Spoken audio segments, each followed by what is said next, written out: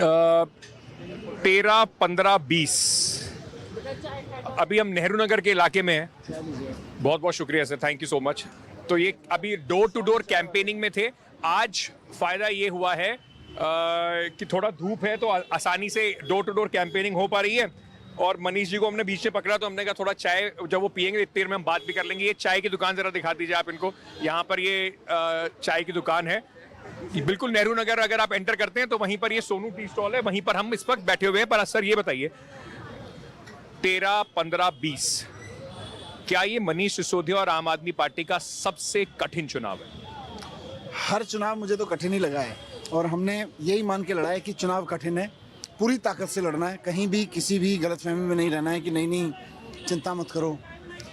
काम किया है पर लोगों के बीच जाना और वोट मांगना और उनसे डिस्कस करना कि हमारा विजन क्या है, उनकी ज़रूरत क्या है, उसका सॉल्यूशन क्या है, उस सब पे चर्चा करना, वो नहीं करेंगे तो कठिन ही है। लेकिन lot of people would say कि थोड़ा सा जब आप सत्ता में रहते हैं ना तो एक एडेड फैक्टर आपके खिलाफ काम करना शुरू करता है, वो होता है एंटी इनकम्बेंसी। भाई आप जब लोगों के लिए काम करेंगे तो कुछ लोगों को वो काम पसंद आएंगे, कुछ को नहीं आएंगे, कुछ को लगेगा सरकार हमारी बातें सुन रही है, कुछ को लगेगा नहीं सुन रही है। तो इस बार अब मोटा मोटा 10 साल की 11 साल की एंटी इनकम्बेंसी भी आपके खिलाफ काम कर रही है। तो आपको लगता है कि और फिर एमसीडी भी इस बार आपके पास थी, तो अब वो नहीं कह सकते कि देखिए एमसीडी बीजेपी की है। नहीं, वो तो हम ये कूड़े के पहाड़ों को छोड़ के बाकी सब पे तो साफ सफाई से लेके एमसीडी के सारे काम 2015 से हम नहीं कराए हैं।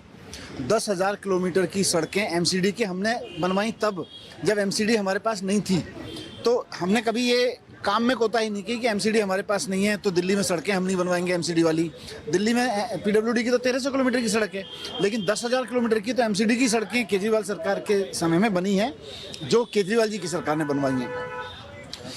एंटी इनकम्बेंसी थोड़ा बहुत रहता है निश्चित रूप से, वो तो 4 दिन बाद से लोगों के उसमें शुरू हो जाता है। भाई मैं परसों आपसे मिला था, आपने वो काम नहीं किया या उस पर वो रेस्पॉन्स नहीं दिया। लेकिन एक फ़ायदा ये है कि 10 साल में जब आप काम करते हो ना, ख़ास तौर से स्कूल, अस्पताल, बिजली, पानी, तीर्थ यात्रा, फ्री बस सर्विस, इतने सारे काम केजरीवाल सरकार के समय पे हुए हैं। एक्सीडेंट विक्टिम्स के लिए मदद, हर योजना का बेनिफिशरी कहीं ना कहीं बैठा है। उसकी कहीं कोई छोटी मोटी शिकायत भी है तो उसको कॉन्फिडेंस केजरीवाल जी पे ही है, अपनी शिकायत के प्रति भी कि मेरी शिकायत होगी तो केजरीवाल जी की सरकार ही ठीक करेगी, ये उसको कॉन्फिडेंस है। सच्चाई लेते रहिएगा, चाय ठंडी हो जाएगी। पर मैं आपसे ये पूछना चाहूँगा क्योंकि बहुत सारी चीज़ें आपसे बात करने को हैं। पिछली बार जब आप चुनाव लड़ रहे थे, उप मुख्यमंत्री मनीष सिसोदिया चुनाव लड़ रहे थे। ओहदा बड़ी चीज़ होती है मनीष जी, मतलब एक लोग देखते हैं कि भाई देखिए ये मंत्री जी हैं, इनको वोट देंगे तो हमारा काम जल्दी हो जाएगा, कॉन्स्टिट्यूएंसी की तरक्की जल्दी हो जाएगी। इस बार मनीष सिसोदिया उप मुख्यमंत्री नहीं है।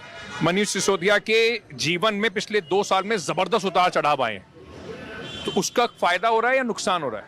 नहीं, फ़ायदा नुकसान उसका कुछ मुझे दिख नहीं रहा है ऐसा। मैं जहाँ भी जा रहा हूँ तो इस विधानसभा में, जंगपुरा विधानसभा में, मुझे हर कॉलोनी में कोई ना कोई परिवार, कोई ना कोई बच्चे गली से निकल के ऐसे आ जाते हैं जो कहते हैं जी मैं तो स्कूल में था जब आप आते थे मेरे स्कूल में, मैं पढ़ा हुआ हूँ। या अभी मैं कल किसी स्लम्स में घूम रहा था, वहाँ कोई अपनी लड़की को लेके आया, मतलब उसके घर से आगे निकल गया, बोले जी मेरी तो बेटी डीयू में पढ़ रही है सिर्फ इसलिए क्योंकि आपके स्कूल अच्छे हो गए थे।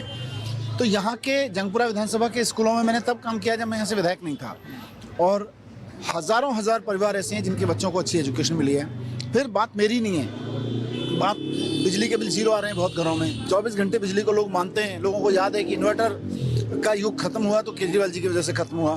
तो ये सारी चीज़ें कहीं ना कहीं क्लब होके एक प्लस पॉइंट दे रही हैं।